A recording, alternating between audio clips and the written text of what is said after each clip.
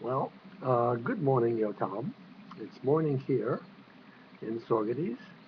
It's a rainy day. It's cloudy, but I think the sun's going to come out in a little while. And I want to read you a story. The name of the story is Harun and the Sea of Stories. And the first chapter is called The Shah of Blah. Are we ready?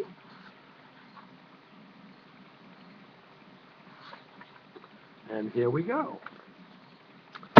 There was once in the country of Ali Bey a sad city, the saddest of cities, a city so sad that it had forgotten its name. It stood by a mournful, that means very sad, sea, full of glumfish. That's a made-up word. Glum in English means sad, which were so miserable to eat that they made people belch. You know that belch? With sadness, even though the skies were blue.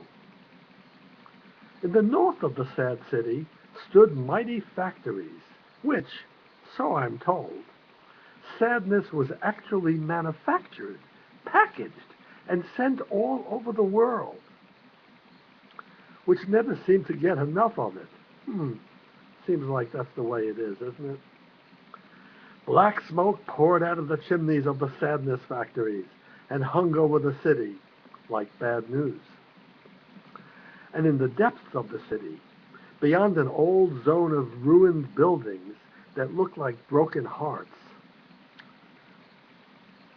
there lived a happy young fellow by the name of Harun, the only child of storyteller Rashid Khalifa, whose cheerfulness was famous throughout the unhappy metropolis. Metropolis is a big city. And whose never-ending stream of tall, short, and long tales, that's stories, had earned him not just one, but two nicknames. To his admirers, he was called Rashid, the Ocean of Notions, as stuffed with cheery stories as the sea was filled with glumfish. But to his jealous rivals, rivals means people who are competing with him, he was the Shah of Blah. To his wife, Soraya, Rashid was for many years as loving a husband as anyone could wish for. And during these years, Harun grew up in a home which, instead of misery and frowns are, he had his father's ready laughter and his mother's voice, her sweet voice raised in song. Then something went wrong. Maybe the sadness of the city crept in through their windows. The day Soraya stopped singing in the middle of a line, as if someone had thrown a switch, Harun guessed there was trouble brewing, but he never suspected how much. Rashid Khalifa was so busy making up and telling stories that he didn't notice that Soraya no longer sang, which probably made things worse. But then Rashid was a busy man in constant demand. He was the ocean of notions, the Shah of Blah. A notion, by the way, is a thought. And what with all his rehearsals and performances, Rashid was so often on stage that he lost track of what was going on in his own home.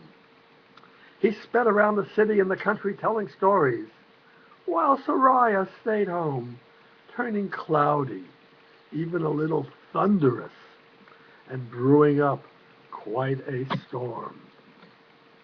Harun went with his father whenever he could, because the man was a magician. It couldn't be denied. He would climb up on some little makeshift stage in a dead-end alley, packed with raggedy children and toothless old-timers, and all squatting in the dust. And once he got going, even the city's many wandering cows would stop and cock their ears, and monkeys would jabber approvingly from rooftops, and the parrots in the trees would imitate his voice. Haroun often thought of his father as a juggler, because his stories were really lots of different stories juggled together, and Rashid kept them going in a sort of dizzy whirl and never made a mistake. Where did all these stories come from?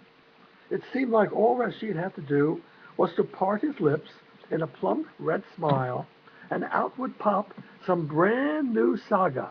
A saga is a story, complete with sorcery, love interest, princesses, wicked uncles, fat aunts, mustachios, this is a mustachios, mustachioed gangsters in yellow checked pants, fantastic places, cowards, heroes, fights, and half a dozen catchy, hummable tunes.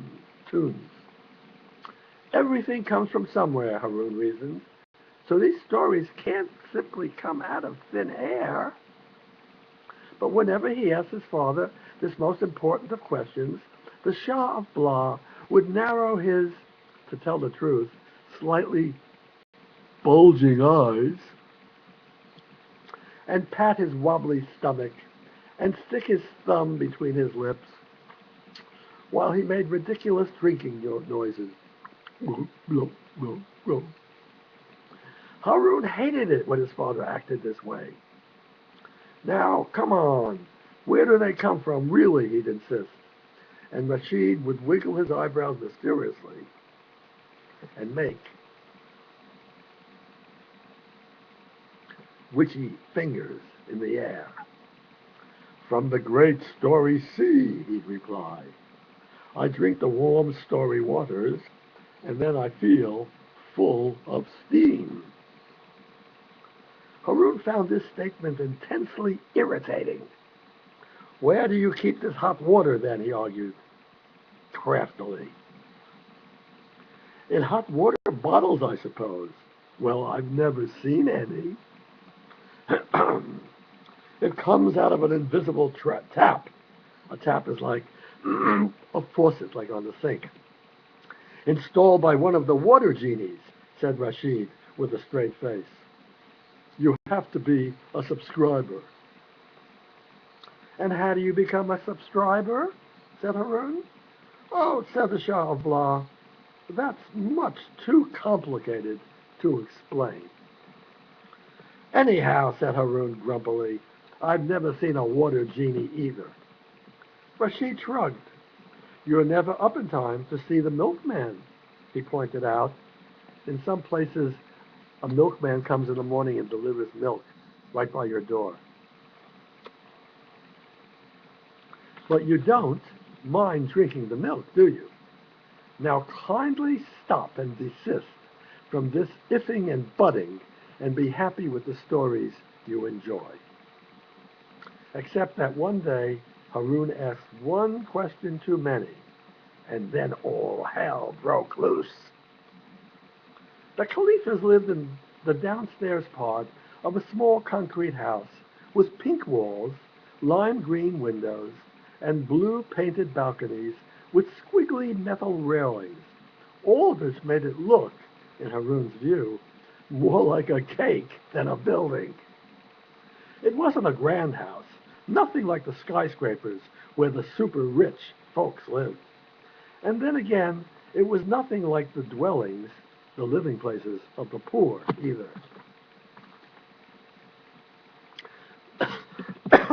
The poor lived in tumble-down shacks made of old cardboard boxes with plastic sheeting, and these shacks were glued together by sadness and despair. And then there were the super poor, who had no homes at all.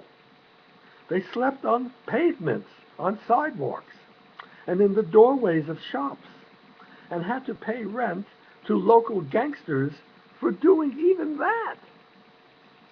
So the truth is that Haroun was lucky. But luck has a way of running out without the slightest warning.